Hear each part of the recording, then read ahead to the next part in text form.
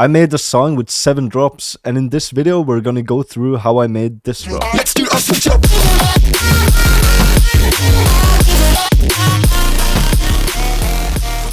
After the first drop, I was lazy again and I just used Mofolk's break.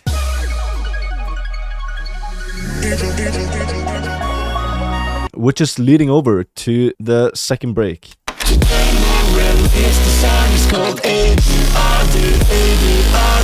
So I wanted the second break to stick out, and I already had kind of the idea with the chords going. So then I made this to begin with.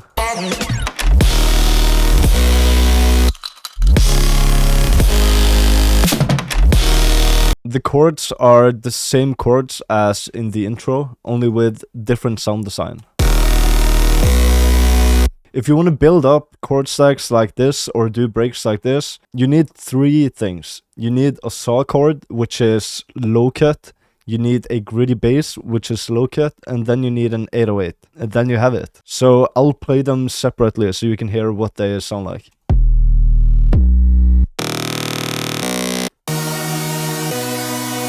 And then you get this.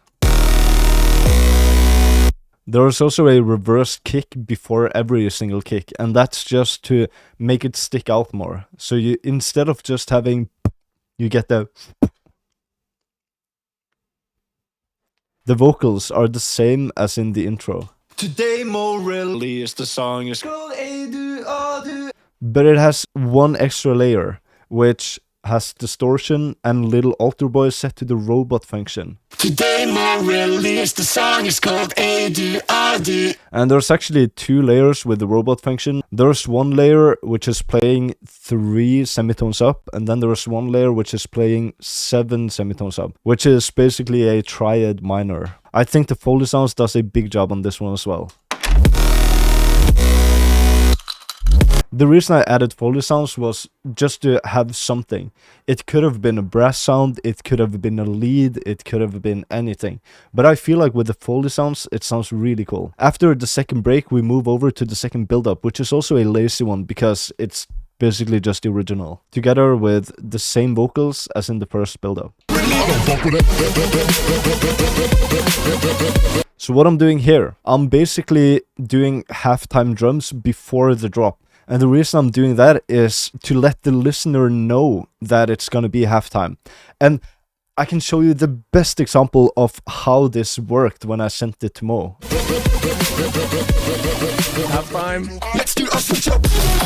The pre-drop is pretty simple.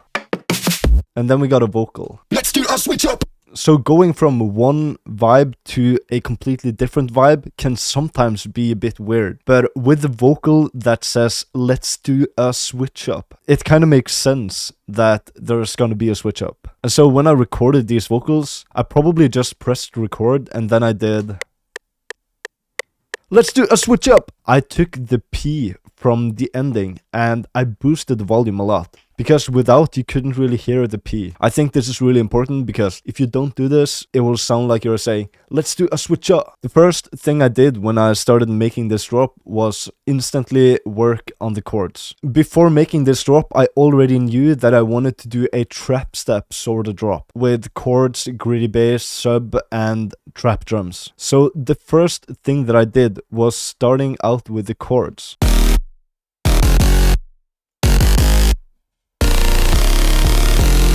I knew I wanted some crazy chord switches here, and I thought about just going upwards all the time. So you basically go dun, da-da-dun, da-da-dun, da-da-dun, da-da-dun, just going upwards. The second part of the chords has some different notes on the top. That's basically just to create variation. One thing I want to mention here is I was really inspired by a track called A Whisper of Thrill, which is being played in a movie called Meet Joe Black. And if you listen to that chord progression and then you listen to mine, you might not even hear the inspiration. But that's what was going through my mind while I was making this. So after watching that movie and hearing that soundtrack, I instantly recreated it. And while I was recreating it, I discovered a lot of stuff like, wow, you can do this, you can do that. And then I kind of implemented it here. But again, it's just inspiration, so it probably won't sound exactly the same. After doing the chords, I did the drums, which are pretty basic.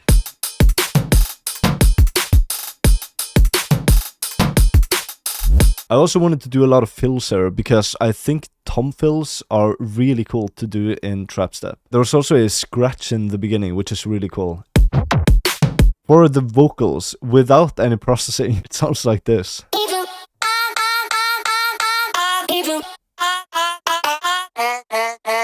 So the main idea with the vocal chops on this drop was that I wanted to have a higher vocal chop. So I just started out again with the beginning of the original vocal, and then I just played one of the parts in the vocal just over and over again with the same automation clips in the first drop. But on this drop it sounds a bit different because it's higher pitched.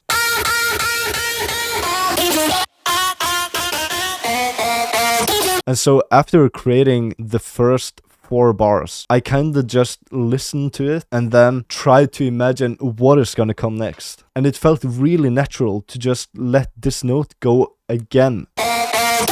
On the second part of the drop, I wanted the vocal to play the major tone. After the first 4 vocal hits, I just pitched it 1 semitone up and I was like, sounds pretty good. And then I wanted to just go even further, so I pitched the other one also more up. But then with the chords, I felt like it would sound better to go down and then go back up to the start again. But on the second one, it's actually playing minor instead of major. So the first one is major, and the second one is minor. And this I just did by ear. I felt like going over to major again didn't really sound that good. The processing on the vocal chop is the same as in the first drop.